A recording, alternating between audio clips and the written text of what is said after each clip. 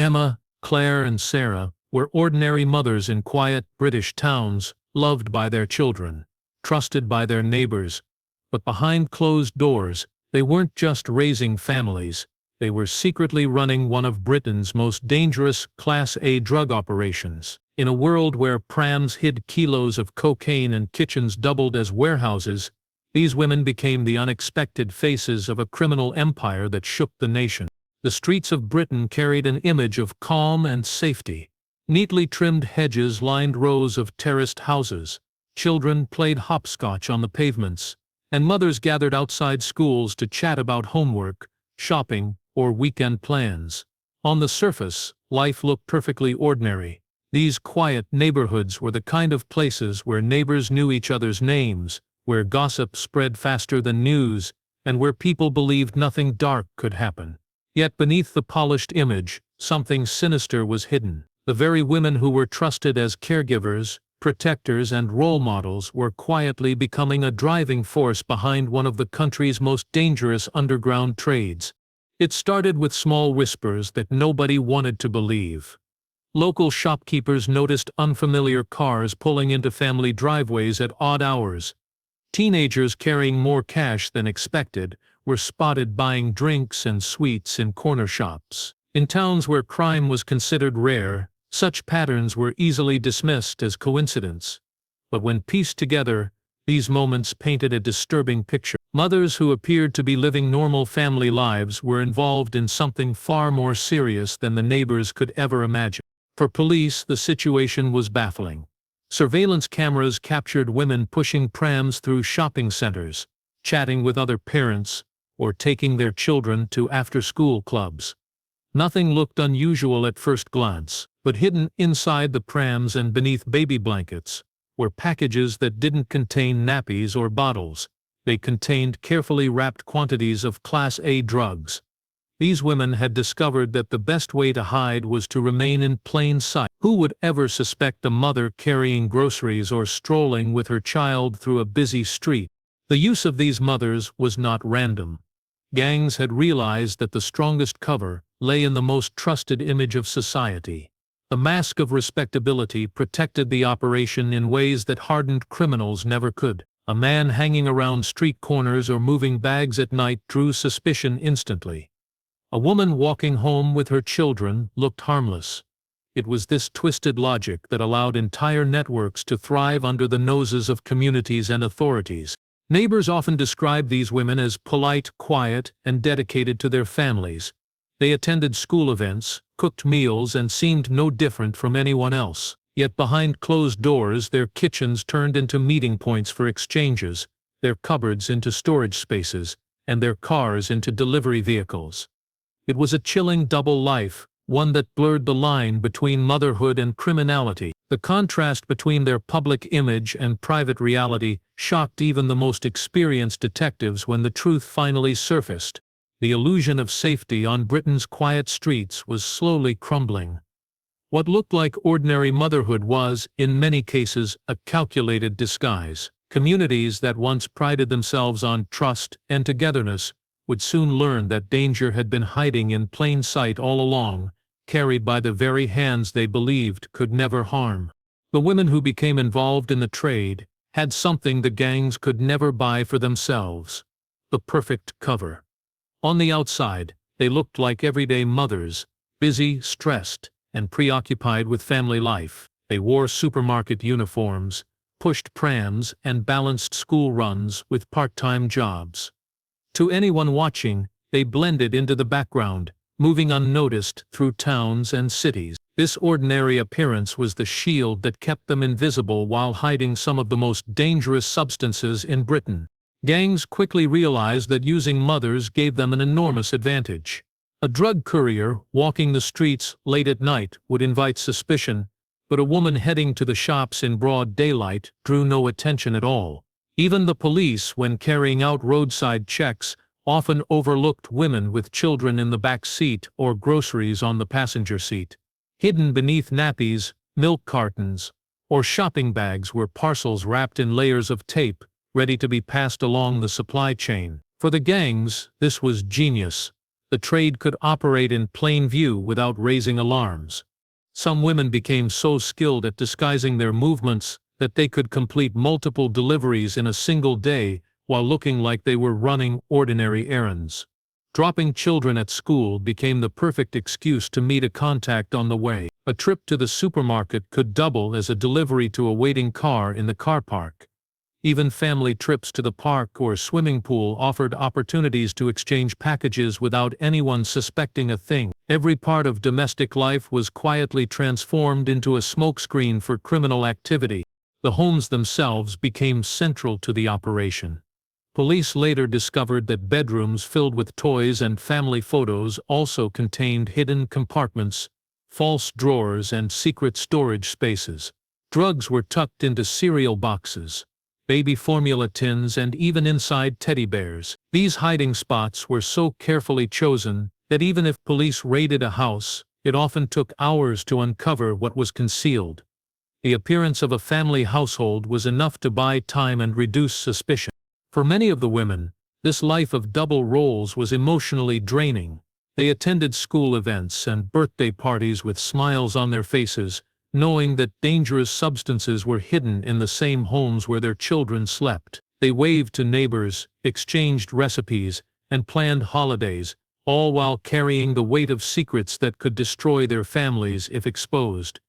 Yet the fear of debt, poverty, or violent threats from gangs kept them locked into the cycle. For some, the rush of easy money blurred the guilt, convincing them they were simply doing what was necessary to survive. The most disturbing part was how normal it all looked. On the outside, nothing suggested crime. Mothers laughed outside the school gates, packed lunches, and argued with their children about bedtimes, just like anyone else. But beneath that picture of normality, the Class A drug trade was being fueled in a way nobody could have imagined, thriving under the cover of the one role everyone trusted most. It rarely began with ambition or greed. For most of the women who found themselves entangled in the drug trade, it started with desperation. Bills piled up, benefits fell short, and the cost of raising children alone weighed heavily. Some had partners in prison, others had partners who abandoned them, and many felt completely cornered by life's demands. That was when the first offer came.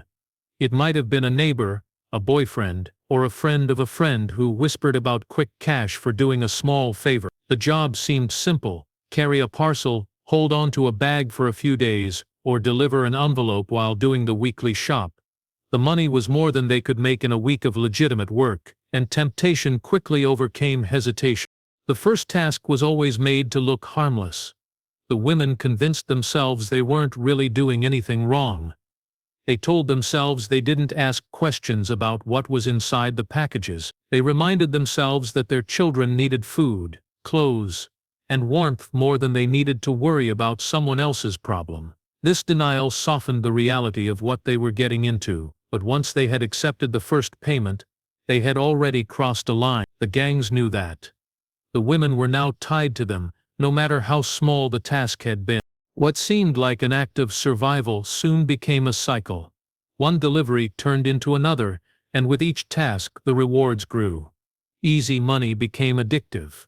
Women who had once struggled to afford school uniforms suddenly had extra cash for holidays, better clothes, and nights out. At first, this felt like freedom, a chance to provide the kind of life their children had been missing. But freedom quickly twisted into chains. The gangs made sure of it. Once a mother had accepted money, she was no longer free to walk away. Threats hung in the air, sometimes spoken, sometimes implied. The message was clear: if she stopped, her family could suffer. Some women entered willingly, but many were pulled in through subtle manipulation. Gangs exploited emotional weaknesses, using charm or promises of protection. A woman grieving, lonely, or desperate for companionship could be drawn in by a man who appeared supportive but was really grooming her for a role in the network. Soon she was doing favors that escalated into full participation, trapped by loyalty, fear, or misplaced love. By the time most realized how deep they were, it was too late. They couldn't simply walk away.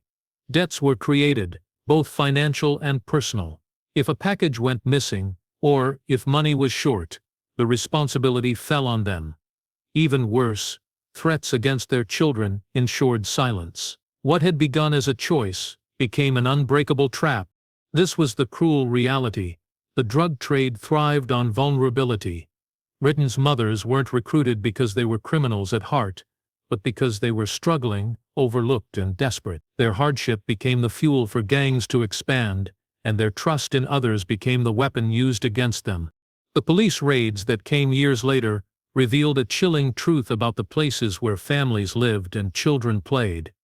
Behind curtains drawn in neat terraced houses and semi-detached homes, the very spaces meant to nurture and protect had been turned into hidden warehouses for drugs. What appeared to be an ordinary family residence often doubled as a central hub in a network stretching across cities and towns. It was a disguise so perfect that even close friends and relatives were completely unaware. Everyday items became containers for carefully concealed stashes. Powder was pressed into the lining of cereal boxes, sealed inside baby formula tins, or buried deep within bags of rice. Wardrobes had false backs where packages were stacked neatly. Children's toy chests contained not just dolls and action figures, but also bundles of banknotes and sealed packets. In some homes, staircases and kitchen cupboards had been modified with hidden compartments, professionally built by criminals who specialized in creating secret spaces. The women who lived there cooked dinners, hosted playdates, and helped with homework while tons of illicit substances sat just a few feet away from their families. The operation's brilliance lay in how ordinary these homes looked. Police officers often described being shocked during raids. They would step into a lounge filled with family photos, birthday cards, and school certificates pinned to the walls, only to discover that the sofa cushions hid thousands of pounds worth of cocaine. The smell of freshly baked meals often masked the chemical scent of drugs being stored in bulk. These houses didn't look like drug dens. They looked like the heart of a community. That made them almost impossible to detect without specific intelligence. The logistics were just as striking. By spreading storage across dozens of homes, gangs reduced the risk of losing large shipments in a single raid. Each mother kept only a portion of the total supply, ensuring that no one seizure would cripple the trade. It was a calculated system, with women playing the role of silent guardians over stockpiles they often never dared to open. Their instructions were simple: keep it hidden, keep it safe, and don't ask questions. Neighbors lived just a wall away, oblivious to the fact that some of Britain's most dangerous drugs were being hidden next door. Children played in gardens where buried packages lay under flower beds. Car boots filled with school sports equipment sometimes carried kilos of heroin alongside football boots and picnic blankets. The double life was so carefully maintained that suspicion rarely crossed anyone's mind. But this secrecy came with enormous risks. These homes were ticking time bombs. Burglaries, fires, or even curious children stumbling upon hidden stashes could have led to catastrophe. A single mistake could expose everything, yet the mothers involved carried on, weighed down by the knowledge that stopping was not an option. The houses stood as symbols of the cruel duality of their lives. Homes built for safety, love, and care, but corrupted into warehouses for the darkest trade in the country. Once the women proved themselves reliable, their roles within the network grew far beyond simple deliveries. What had begun as small errands now escalated into full-scale operations. Mothers who had once carried a single package from one street to another were suddenly managing entire delivery routes, organizing schedules, and ensuring that shipments reached multiple towns without being detected. Gangs recognized their potential not just for discretion, but for organizational skill. These women, balancing school runs and household chores, could coordinate more efficiently than many seasoned criminals. Money laundering became a key part of their responsibilities. Mothers were instructed to use their everyday purchases to hide illicit profits. They created fake online shopping accounts, making payments for household goods while secretly moving cash through accounts controlled by the gangs. Benefit claims were sometimes manipulated, with excess funds quietly redirected. Every mundane transaction became a tool to legitimize illegal earnings. The duality of their lives deepened. One moment they were packing lunches. The next they were laundering thousands of pounds without leaving a trace. The level of planning required astounded investigators. Routes were mapped with precision, ensuring that packages never stayed too long in a single home. Mothers memorized schedules, delivery points, and contacts routines. They learned to spot surveillance, recognize undercover vehicles, and adapt when authorities appeared unexpectedly. Many became so skilled that even sophisticated police operations initially failed to detect them. What shocked detectives most was the meticulous nature of their work. These were not amateurs, but highly trained operators disguised as ordinary women. Trust became a dangerous currency. Mothers were often working alongside friends or neighbors, people they saw daily at school gates or in local shops. Betrayal could be disastrous, but loyalty was heavily enforced by threats and intimidation. Those who faltered faced consequences not only for themselves but for their children. Some were coerced into continuing the work under threat of violence, while others discovered that leaving the network was nearly impossible. Fear, money, and a sense of entrapment combined to keep them moving deeper into criminality. Despite the risks, some mothers began to feel a sense of empowerment. For the first time, they controlled resources, coordinated operations, and handled sums of money far beyond anything they had ever imagined. The thrill of power, combined with financial security, was intoxicating.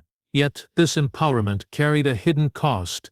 Each success drew them further into a life that could destroy families and communities. The very skills that made them effective also made them harder to catch, but they could not undo the moral and legal consequences they were creating.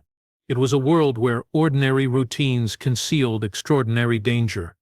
A mother baking cakes for a school fundraiser could hours later be arranging the delivery of kilos of cocaine across county lines. Family holidays, shopping trips, and birthday parties became part of the cover story, allowing operations to continue unnoticed. The public image of normality was maintained perfectly, masking the chaos of a criminal enterprise growing under their own roofs. In the eyes of the gangs, these women were invaluable, their dual lives a masterstroke of deception. In the eyes of law enforcement, they were the most difficult and disturbing criminals to pursue. Their ability to balance motherhood with organized crime forced investigators to rethink assumptions about who could be involved in the Class A drug trade. The boundary between innocence and culpability had never been so blurred. The facade began to crack in the most tragic and public way. Overdoses started appearing in towns that had always prided themselves on safety and community. Ambulances were called to houses where children played in gardens, and paramedics found young lives destroyed by substances that had passed through the hands of someone their families had trusted. The first death that drew national attention was a teenager whose body was discovered in a park, a victim of a potent mix of drugs traced back to ordinary households. It shook communities to their core, forcing people to confront the horrifying reality that the threat had been hiding in plain sight. Police investigations intensified. They followed leads that led to mothers whose lives seemed unremarkable until forensic evidence painted a completely different picture. The search began with small tips, neighborhood reports, and suspicious purchases. Detectives soon realized that the very people they would never suspect, women dropping off children at school or baking cakes for fundraisers, were central to the supply chain. Raids were planned with precision, but the stakes had never been higher. Behind every ordinary door lay a potential disaster waiting to unfold. When the first homes were searched, officers were stunned. Kitchens, living rooms, and bedrooms filled with children's toys and family photographs hid quantities of drugs worth thousands of pounds. Evidence showed that women had been carefully following instructions, storing drugs in everyday items like cereal boxes, baby formula tins, and laundry baskets. Packages were wrapped meticulously, demonstrating a level of organization and care that suggested more than mere coercion. It was operational expertise disguised as domestic life. The impact on communities was immediate. School gates became spaces of suspicion. Neighbors who had once waved cheerfully now whispered about each other. Rumors spread, and parents began questioning who they could trust. The shock was amplified by the contrast between public perception and hidden reality. Mothers who had once seemed harmless were now linked to the deaths, overdoses, and addictions of young people. It was a moral and emotional earthquake, shaking the foundations of entire towns. The investigation revealed that some mothers had begun to panic. Aware that police were closing in, they attempted to hide evidence, move packages, or distance themselves from the network. But the very nature of the trade made escape nearly impossible. Each mother's actions were linked to others, forming a tightly woven web. Removing one strand triggered alarms throughout the network, exposing everyone to risk. The fear of retribution from gangs combined with the fear of legal consequences to create a pressure cooker environment. Tragically, some women tried to come forward, seeking leniency or protection for their children. Their confessions offered investigators critical insight into how operations had been maintained so seamlessly for so long. Police realized the dual lives were more than just deception. They were a carefully cultivated system that relied on the trust and invisibility afforded to mothers in society. It was an unsettling revelation. The very qualities that make someone a good parent, organizational skill, reliability, discretion, had been weaponized to fuel one of the most dangerous criminal networks in the country. By the time the first cases went to court, the scope of the damage was clear.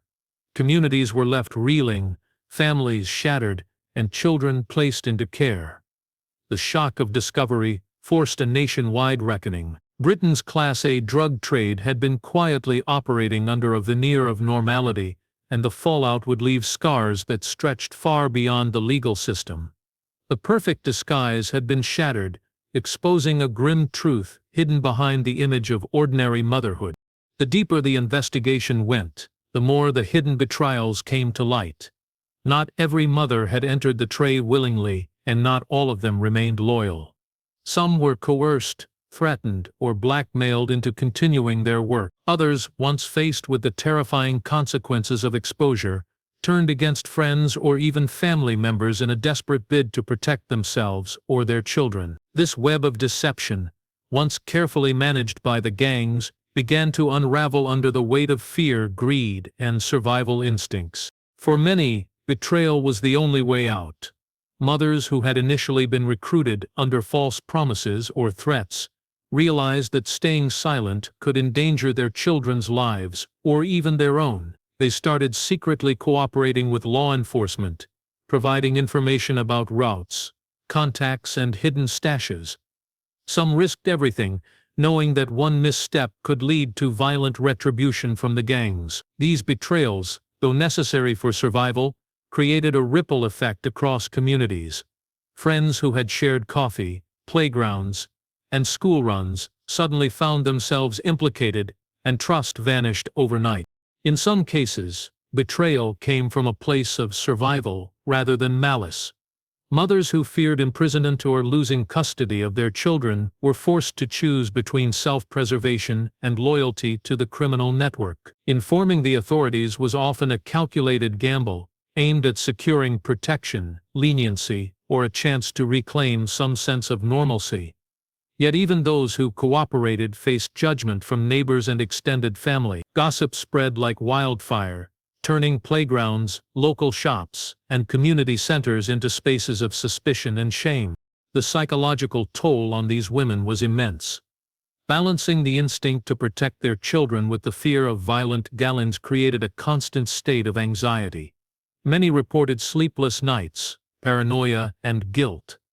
Their double lives, once compartmentalized, began to consume every moment. The secrecy that had once seemed manageable became unbearable, and every decision carried enormous weight.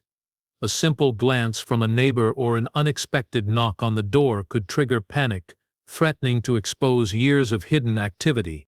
The impact of betrayal extended beyond the immediate network. Families were torn apart as arrests followed disclosures. Children were placed into care, leaving mothers grappling with the consequences of choices they had once thought were necessary. Communities, too, were fractured. Neighbors who had once trusted each other now wondered who might be involved next. Schools, once safe spaces, became arenas of whispered accusations, and the perception of motherhood itself was forever altered in affected areas. Despite the chaos, some mothers found a form of resilience. Those who came forward, confessed or assisted police, often did so with the hope of breaking the cycle for their children. They wanted redemption, a chance to reclaim some semblance of ordinary life. Yet redemption was never simple. The scars of betrayal, both personal and societal, were deep, and rebuilding trust proved almost impossible. Ultimately, the story of betrayal revealed a dark truth about human nature under pressure. The line between victim and perpetrator blurred. Mothers were both exploited and exploiters, caught in a system that thrived on secrecy and fear. Their actions, whether driven by coercion, desperation, or self-preservation, left lasting consequences, exposing the fragility of trust and the high cost of survival in a world where the domestic and the criminal collided. The aftermath of the investigation left communities across Britain reeling.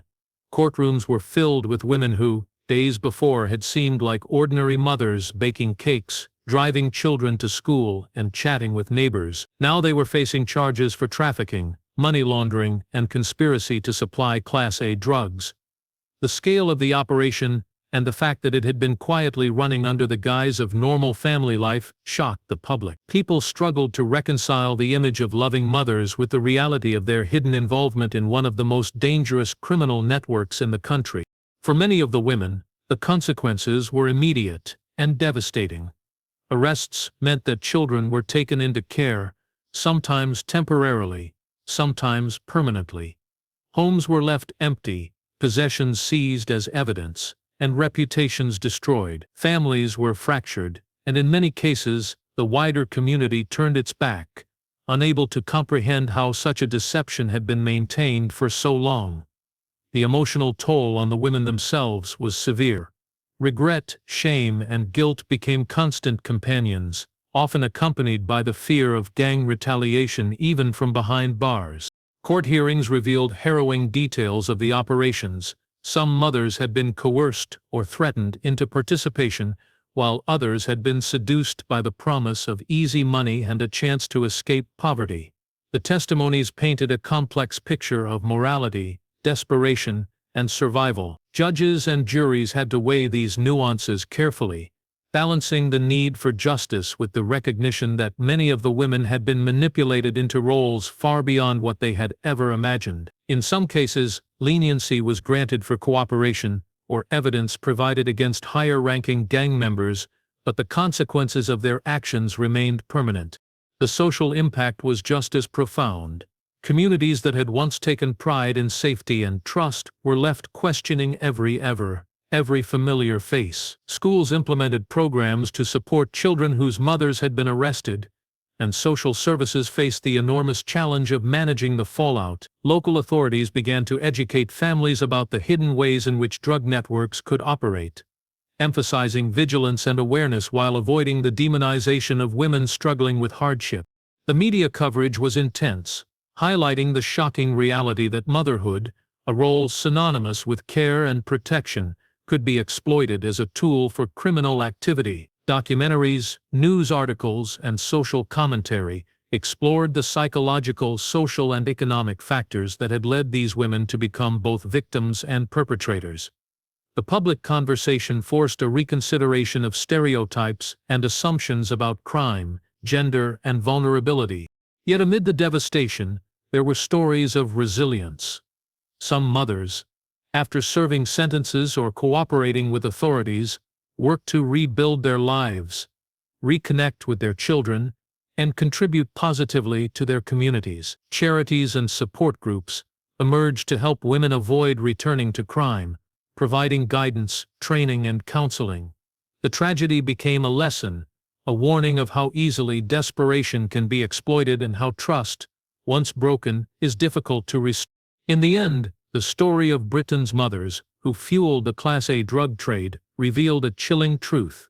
Crime can hide behind the most familiar faces, and danger can exist where it is least expected. It was a tale of ordinary people caught in extraordinary circumstances, of innocence and complicity intertwined, and of a society forced to confront the uncomfortable reality that sometimes the people we trust most are the ones who can cause the greatest harm. The shock waves would be felt for years, a haunting reminder that appearances can be deceiving, and that behind closed doors, the darkest secrets may be hidden in plain sight.